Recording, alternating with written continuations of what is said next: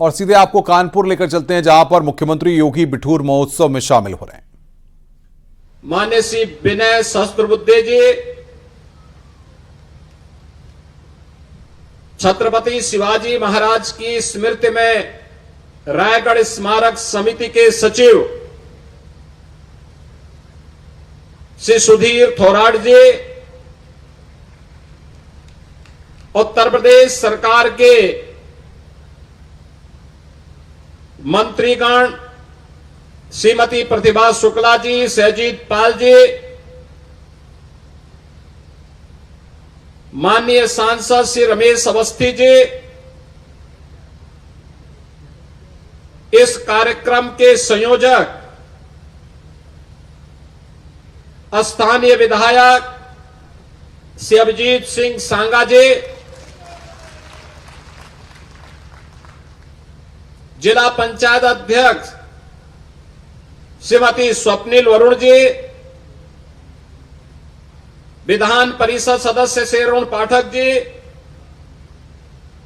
माननीय विधायकगण श्रीमती नीलमा कटियार जी, श्री सुरेंद्र मैथानी जी, श्री महेश त्रिवेदी जी, श्री राहुल बच्चा सोनकर जी, श्रीमती सरोज कुरील जी, प्रदेश उपाध्यक्ष भारतीय जनता पार्टी श्रीमती कमलावती सिंह जी, क्षेत्रीय अध्यक्ष श्री प्रकाश पाल जी, जिला अध्यक्ष उपेंद्र पासवान जी, पूर्व विधायक श्री रघुनंदन भदौरिया जी, सुरेश अवस्थी जी, कानपुर और खास तौर पर बिठूर से जुड़े हुए मेरे सभी उपस्थित बहन और भाइयों, आज भारत माता के महान सपूत, देश के प्रथम स्वातंत्र समर के महानायक के रूप में बिठूर को अपना केंद्र बिंदु बनाकर के भारत की आजादी के लिए लड़ने वाले महायोद्धा नानाराव पेशवा जी की पावन जयंती है। बिठूर महोत्सव का मुख्य समारोह और उसमें नानाराव पेशवा का स्मरण किया जा रहा हो, इससे अद्भुत संजोग दूसरा नहीं बन सकता है। इस अवसर पर भारत माता के इन महान सपूतों की स्मृतियों को नमन करते हुए मैं उत्तर प्रदेश वासियों की ओर से उन्हें कोटि कोटि नमन करते हुए विनम्र श्रद्धांजलि अर्पित करता हूं।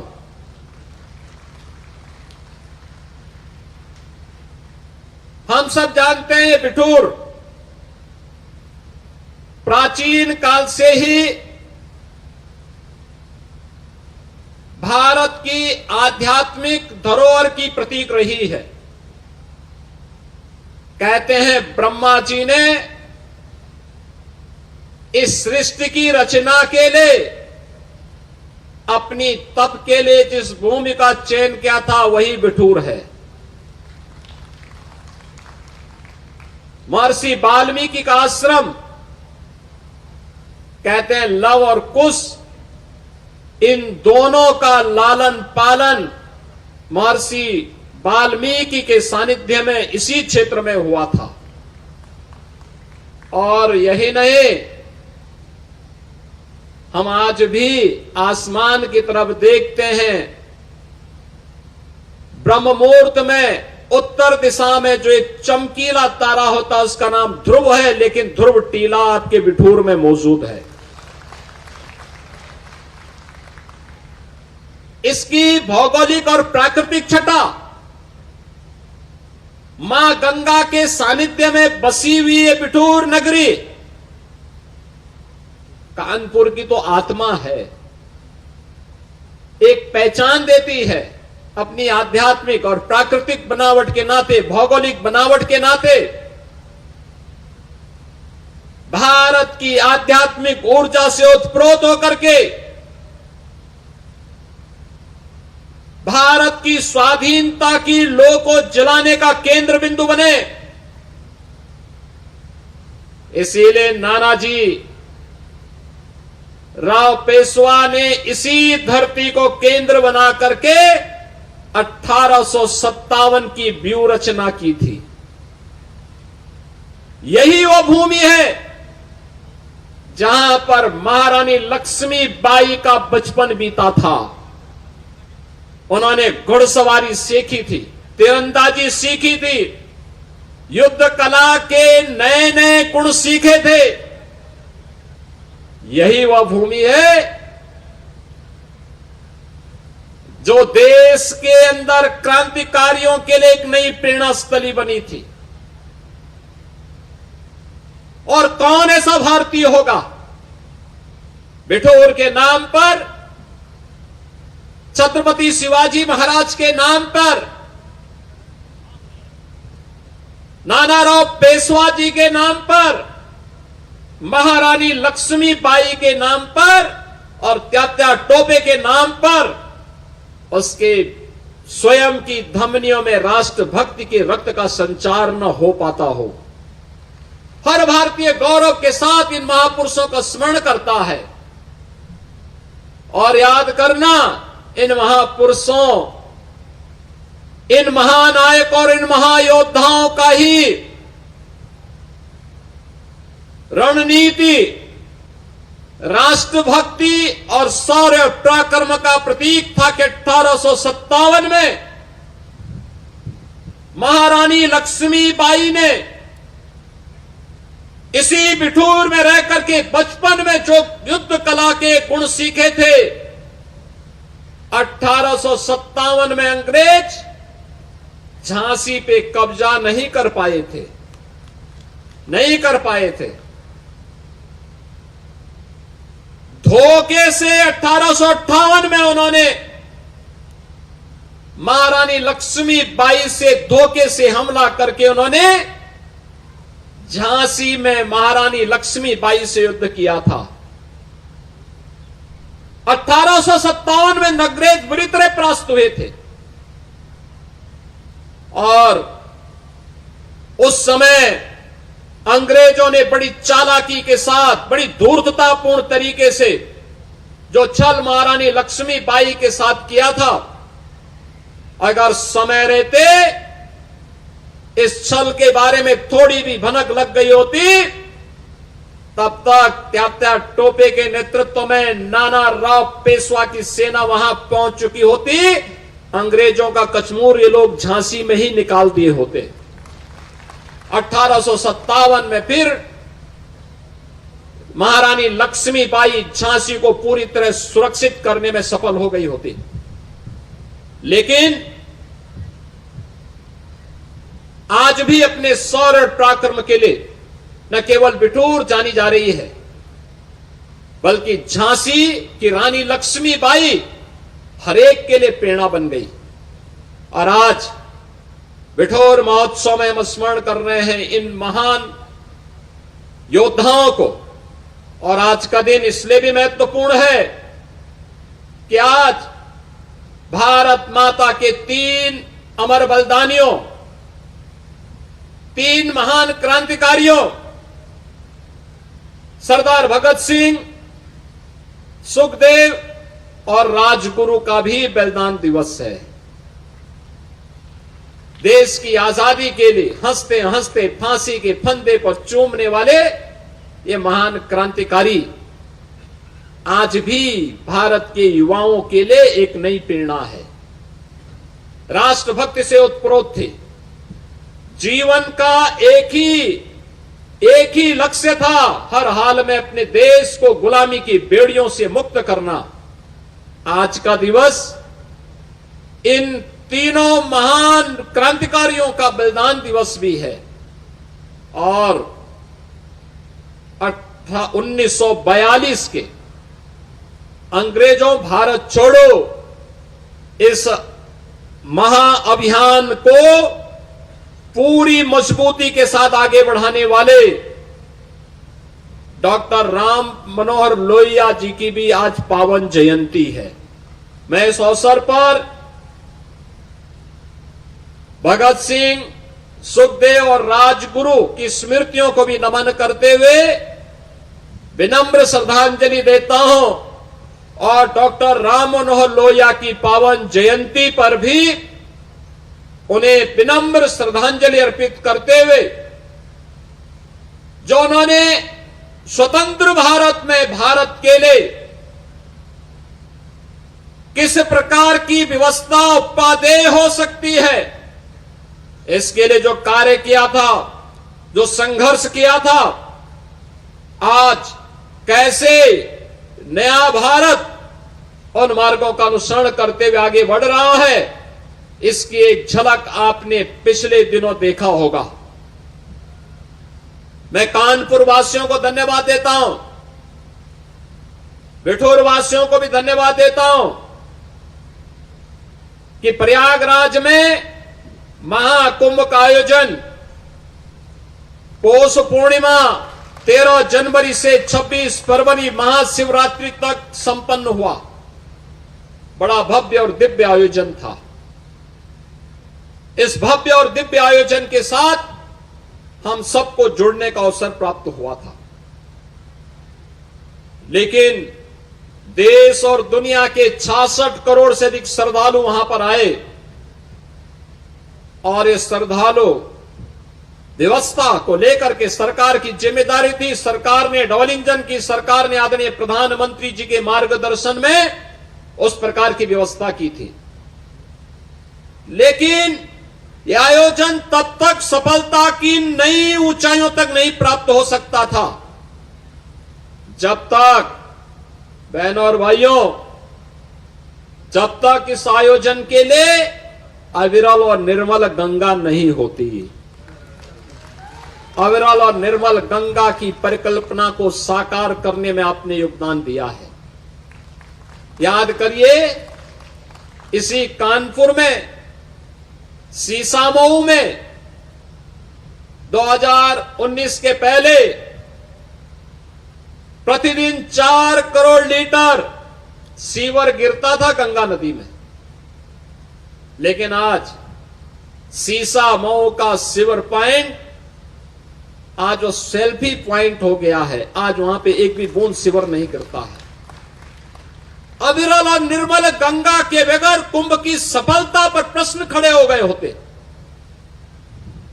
लेकिन महाकुंभ की सफलता के लिए जो बुनियादी आधार था उसमें आपका भी योगदान है और आतिथ्य स्वीकार सत्कार के लिए भी आप लोगों ने कानपुर को तैयार किया।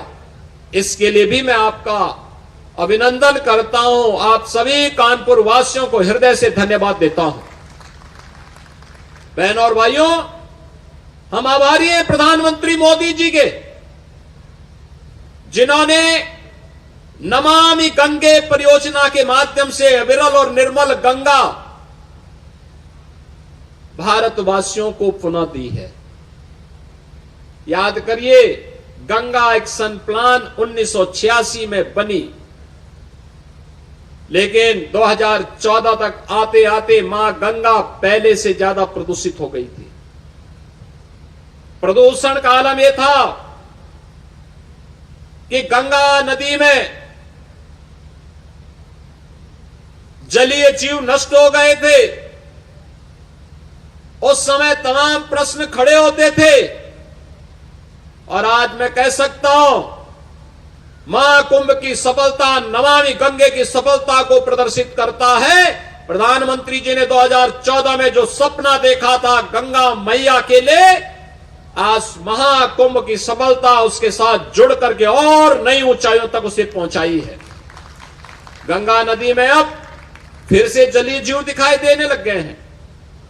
डॉल्फिन फिर से दिखाई दे रही है।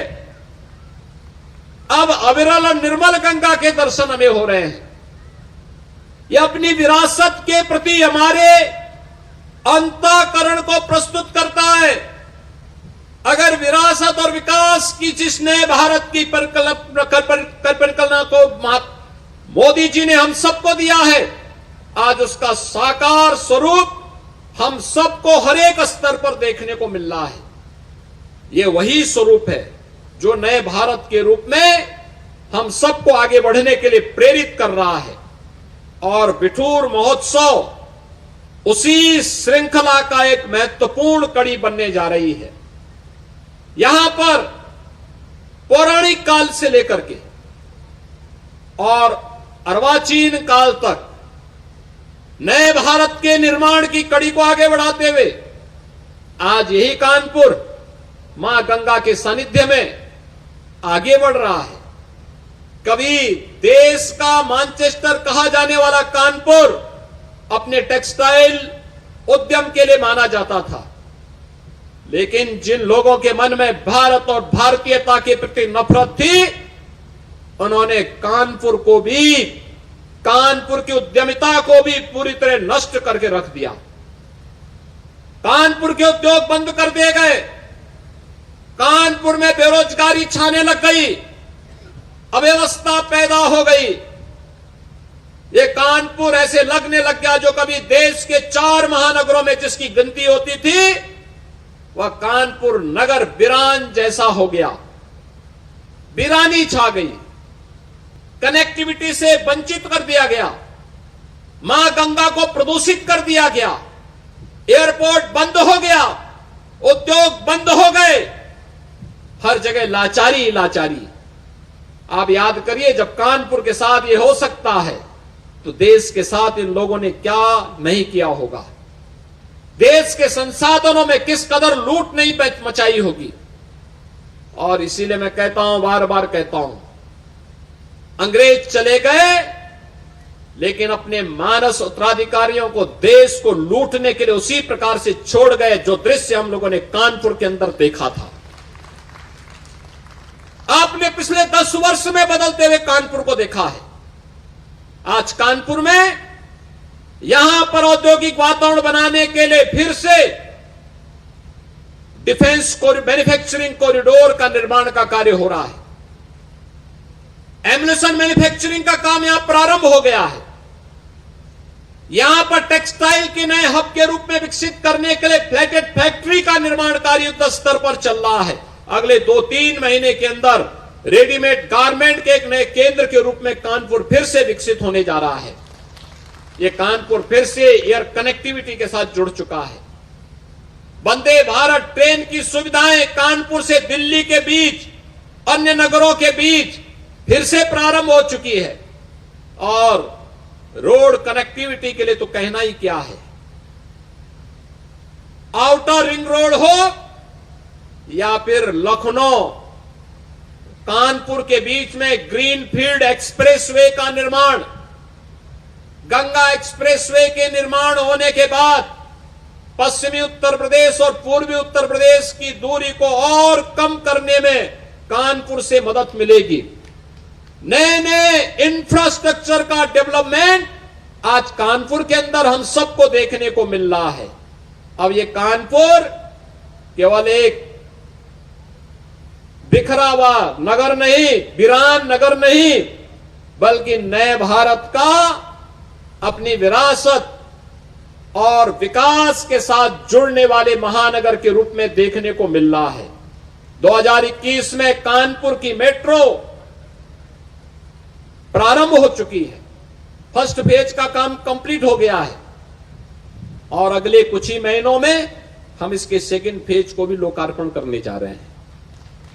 कानपुर आज मेट्रो सिटी भी हो गया है, स्मार्ट सिटी भी हो गया है। कानपुर आज उद्योग को पुनर्जीवित करने वाला सिटी भी हो गया है। तो अपनी आईआईटी कानपुर की मदद से इनोवेशन का भी एक नया हब बनकर के फिर से उभर रहा है। उस कानपुर महानगर के अंदर आज हम सब इस महापुरुष की पावन जयंती कार्यक्रम के साथ यहां पर हम लोग जुड़ रहे हैं। और मुझे कहने में कोई संकोच नहीं, ये कानपुरी है जहां बिठूर के माध्यम से देश के प्रथम स्वातंत्र समर की लौ को आगे बढ़ाने के लिए यहीं से नानाराव पेशवा ने देश भर के राजाओं को जिस गुप्त संदेश के माध्यम से जोड़ने का काम किया था, वह भूमि भी बिठूर ही थी। बिठूर से ही ये चीजें आगे बढ़ती है। और इसीलिए कानपुर का स्मरण देश की आजादी के लिए अत्यंत महत्वपूर्ण हो जाता है।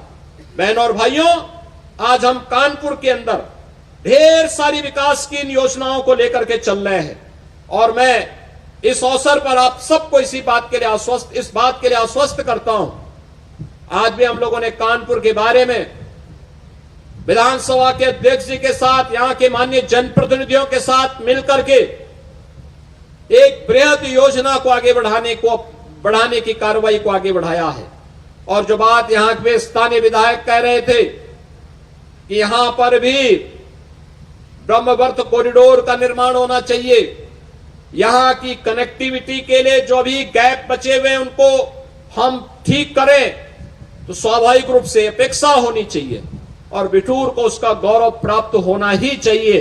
इस दिशा में सरकार पूरी प्रतिबद्धता के साथ बढ़ करके कार्य करेगी। इस विश्वास के साथ आज यहां पर महाराष्ट्र से जुड़े हुए जो हमारे प्रतिनिधिगण आए हैं, मैं यहां पर खास तौर पर विनय सहस्त्रबुद्धे जी का और श्री सुधीर थोराट जी का, जिन्होंने नानाराव पेशवा की पावन जयंती को बिठूर में मनाने का निर्णय लिया। अभी आपसे मैं कहूंगा 1857 के प्रथम स्वातंत्र समर में कौन कौन से अस्त्र और शस्त्र प्रयोग में आए थे, प्रदर्शनी लगी है सामने, थोड़ा अवलोकन जरूर करना। याद रखना, यही हमारी विरासत थी, यही अस्त्र शस्त्र थे जिनका उपयोग करके अंग्रेजों को भगाने में और उससे पहले मुगलों के छक्के छुड़ाने में छत्रपति शिवाजी महाराज से लेकर के बाजीराव पेशवा और नानाराव पेशवा ने उस दौर में वह शौर्य और पराक्रम करके भारत के राजाओं के साथ मिलकर के इस कार्यक्रम को आगे बढ़ाया था।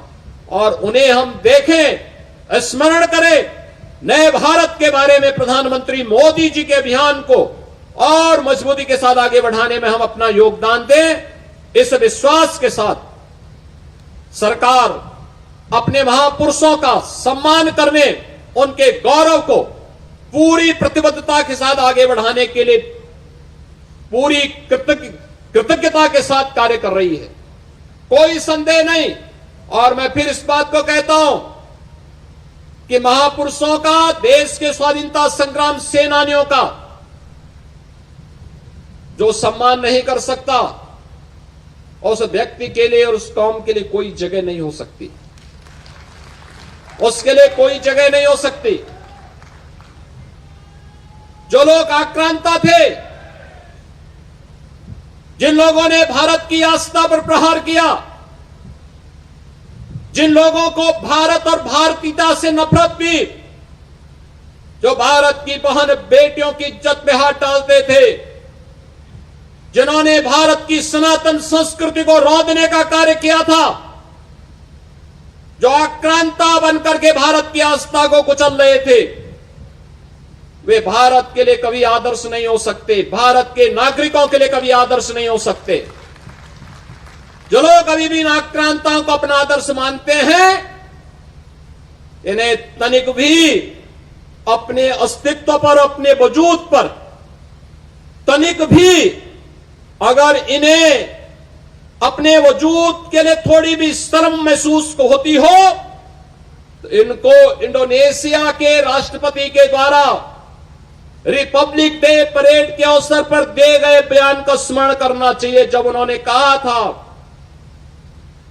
एक देश का राष्ट्राध्यक्ष कहता है कि अगर हमारा डीएनए कभी जांचा जाएगा तो भारतीय निकलेगा। इंडोनेशिया दुनिया का सबसे बड़ा मुस्लिम बाहुल्य देश है और उनका यह बयान भारत के अंदर विदेशी आक्रांताओं को अपना आदर्श मानने वाले लोगों की आंखों को खोलने वाला होना चाहिए।